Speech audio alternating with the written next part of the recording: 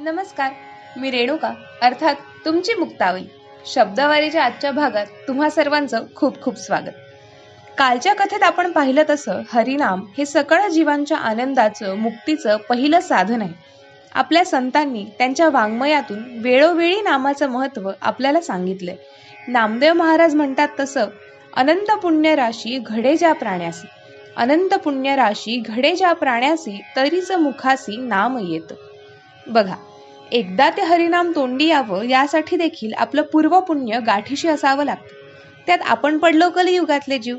हरिनाम घेण्यास सांगायचा उशीर की आपली 17 कारणं तयार असतात. मला वेळच नाही, अभ्यास आहे, ऑफिसचं काम आहे, बाहेर जायचंय, 1 ना 2 आपला पाढा सुरू होऊन जात. पण तो वारकरी सुद्धा तुमच्या माझ्यासारखाच तर असतो. मग त्याला हे कसं जमतं? या कोड्याचं उत्तर सापडतं ते दासबोधात. रामदास स्वामी म्हणतात तसं, चालता बोलता धंदा करिता, चालता बोलता धंदा करिता, खाता जेविता सुखी होता, नाना उपभोग भोगिता, नाना उपभोग भोगिता, नाम विसरू नये. चालता बोलता उठता बसता कधीही हे नाम घ्यावं, मग वेगळेपणानं या हरिभक्तीची गरजच पडणार नाही. आता वारकऱ्याकडेच पहा ना, माऊली म्हणून त्या विठ्ठलाची सेवा घडतेच की, अगदी एकमेकांना हाक मारताना सुद्धा. म्हणून सतत हरिनाम घ्या, यावर आपल्या संतांनी जोर दिला. साऱ्यांना एकत्र घेऊन चालायची शक्ती असते या हरिनामात. म्हणूनच या हरिनामावरचाच तुकोबारायांचा आजचा आपला अभंग आपण ऐकूया.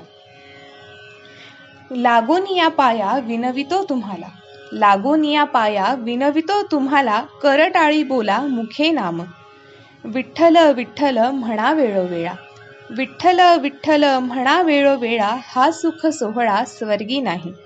कृष्ण विष्णू हरी गोविंद, कृष्ण विष्णू हरी गोविंद, मार्ग हा प्रांजळ वैकुंठीचा, सकळांसी येहे आहे अधिकार, सकळांसी येथे आहे अधिकार, कलियुगी उद्धार हरी नामी. तुका म्हणे नामा पासी चारी मुक्ती, तुका म्हणे नामा पासी चारी मुक्ती, ऐसे बहुग्रंथ बोली यले, ऐसे बहुग्रंथ बोली यले. चला तर मग आजच्या आपल्या शब्दवारीचा शेवटही हरिनामानेच करूया. जय जय राम कृष्ण हरी, जय जय राम कृष्ण हरी. धन्यवाद.